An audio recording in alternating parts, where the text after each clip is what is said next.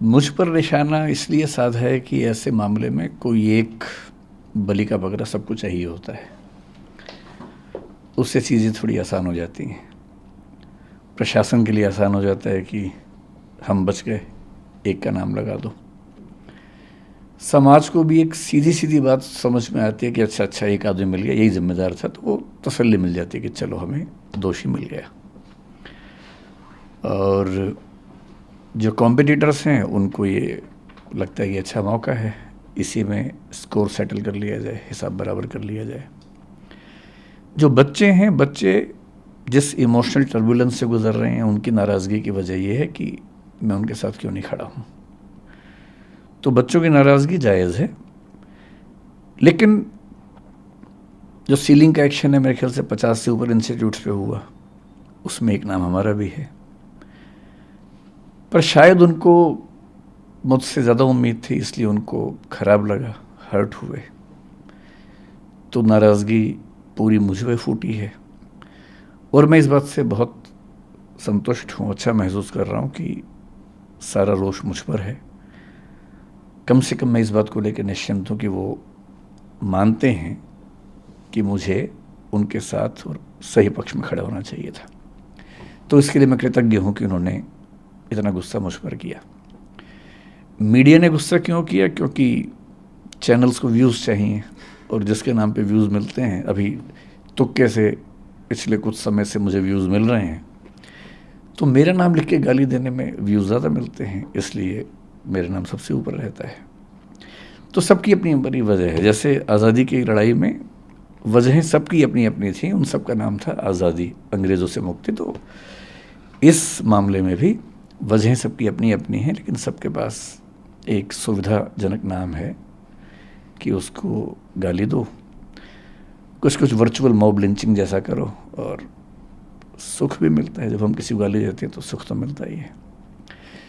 तो सब इसलिए पीछे पड़े हैं, सबकी अपनी अपनी वजह हैं, लेकिन ठीक है, जब यूट्यूब ने, सोशल मीडिया ने मुझे प्रसिद्धि दी पिछले 3-4 साल में, मुफ्त में इतनी सारी प्रसिद्धि मिली, तो क्या होता है कि जब कुछ मिलता है तो हमें लगता है कि हम डिज़र्व करते थे, और जब कुछ विपरीत होता है तो हमें लगता है कि मेरे साथ ही क्यों हो रहा है। तो जिस तर्क से लोगों ने इतना स्नेह दिया, उसी तर्क से लोगों ने इतनी नाराज़गी मुझ पर उड़ेली। लोग एकदम ठीक हैं, गुस्सा एकदम जायज़ है, पर मेरी अपनी वजह है कि मैं इतना लेट क्यों हुआ। दूसरा सवाल आपका ये है कि मैंने इतने समय तक कोई प्रतिक्रिया क्यों नहीं दी। इसकी 2 वजह हैं। एक तो मेरा स्वभाव, क्योंकि मैं भावनात्मक मामलों में बहुत मुखर और एक्सप्रेसिव नहीं हूँ। 3 बच्चों की डेथ हुई, दर्दनाक मृत्यु हुई। उस दिन से मेरे घर में हम लोग, आपको बड़ा आश्चर्य होगा, जो पिछले 2 दिन में हो रहा है उससे मुझे परेशानी लगभग नहीं के बराबर है। सारे चैनल्स मेरे पीछे पड़े हैं, इससे मुझे परेशानी नहीं के बराबर है। मेरे परिवार में लोग अचंभित भी रहते हैं कि मैं इतना सामान्य कैसे रह लेता हूँ। मुझे ज़्यादा चिंता दूसरी बात की है कि 3 दिन से हम घर में जब बात करते हैं या सोने जाता हूँ, नींद के नज़दीक पहुँचता हूँ, तो बार बार एक इमेज बनती है कि जब पानी भरा होगा तो उन बच्चों पर क्या गुजरी होगी। क्योंकि 1-2 बार ऐसा हुआ कि नदी में तैरते हुए पानी नाक में भर गया, 1-2 सेकंड्स के लिए डूबते डूबते मरे, मतलब बचे। कितना पेनफुल होता है वो 2-3-5 सेकंड, जो हम तो खैर 2-3-5 सेकंड में फ्री हो गए, निकल गए उससे। पर उन बच्चों ने तो कम से कम 1-1.5-2 मिनट, मुझे नहीं पता कितना समय इस चीज़ का होता है, लेकिन लगभग इतना होता ही होगा, झेला ही होगा। उम्मीदों की जब आखिरी कड़ी टूटी होगी, जब टेबल पे चढ़े होंगे बचने के लिए और पानी इतना सारा आ गया होगा। मेरी इस पूरे प्रकरण में मूल चिंता उस अनुभव को महसूस करने की है,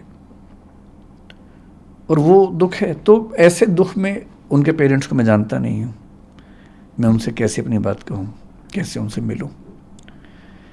दूसरा, जो विद्यार्थी इस समय आंदोलन में हैं, उनकी सारी बातें जायज़ हैं, लेकिन वो जिस उम्र में हैं, जिस गुस्से में हैं, थोड़ा सा ये भय भी होता है कि अगर हम जाके बात भी करें तो उस समय वो पूरी बात सुनेंगे या नहीं सुनेंगे।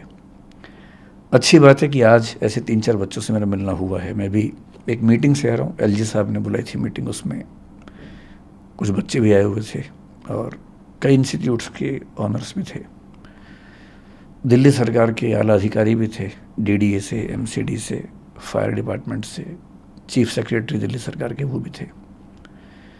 तो वहाँ थोड़ी सी बच्चों से मेरी मतलब 1-to-1 नहीं, लेकिन हाँ मीटिंग के दौरान बातें हुई।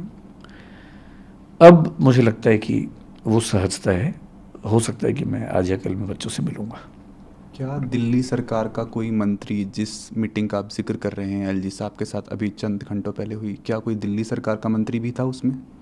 नहीं, एक भी मंत्री नहीं था दिल्ली सरकार। ये मामला अभी एलजी साहब हैंडल कर रहे हैं, तो ब्यूरोक्रेट्स बहुत सारे थे, दिल्ली सरकार का कोई मंत्री नहीं था उसमें। अगर आप कुछ बता सके कि उस मीटिंग में क्या बातचीत हुई, किन मुद्दों पे बात हुई और क्या सहमति बनी?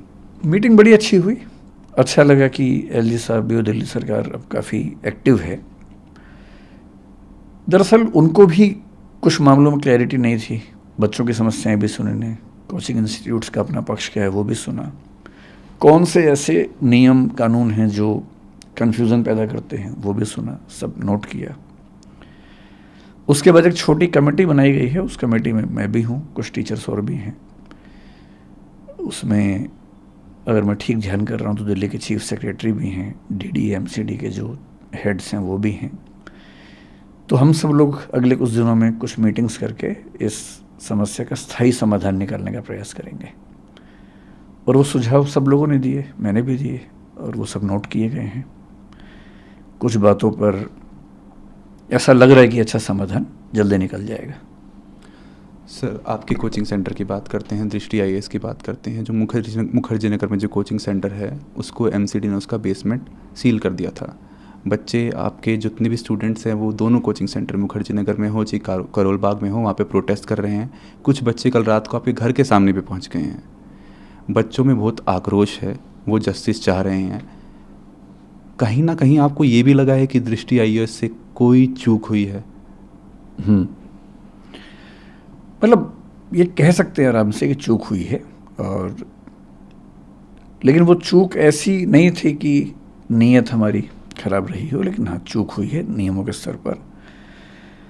इंटरेस्टिंग बात या विचित्र बात ये है कि अगर आप मुझसे पूछें कि दिल्ली में कितने कोचिंग इंस्टीट्यूट्स हैं, मेरा ख्याल है कि उनकी संख्या कम से कम 1000 तो होगी ही, शायद ज़्यादा होगा, 2000 भी हो सकते हैं, ज़्यादा भी हो सकते हैं। जो नॉर्म है फायर एनओसी की, एजुकेशनल बिल्डिंग की, अगर आप मुझसे पूछें कि दिल्ली में कितनी बिल्डिंग्स के पास हैं, मेरा अनुमान है कि 2000 में से शायद एक के पास भी नहीं है। एक के पास भी नहीं? जी, ध्यान रखिए मैं जो कह रहा हूँ, fire NOC for educational building. Fire NOC कई तरह के होते हैं, अलग अलग कैटेगरीज में होते हैं, अलग अलग चीज़ों के लिए बने होते हैं। ऐसा नहीं है कि कोशिश हमने या बाकी इंस्टीट्यूट्स ने नहीं की, पर क्या होता है कि जब कोई हादसा होता है उसके बाद मोटी मोटी चीज़ें सतह पे आती हैं कि फायर एनओसी नहीं था, या ये नहीं था, या वो नहीं था, और जनता का आक्रोश फट पड़ता है।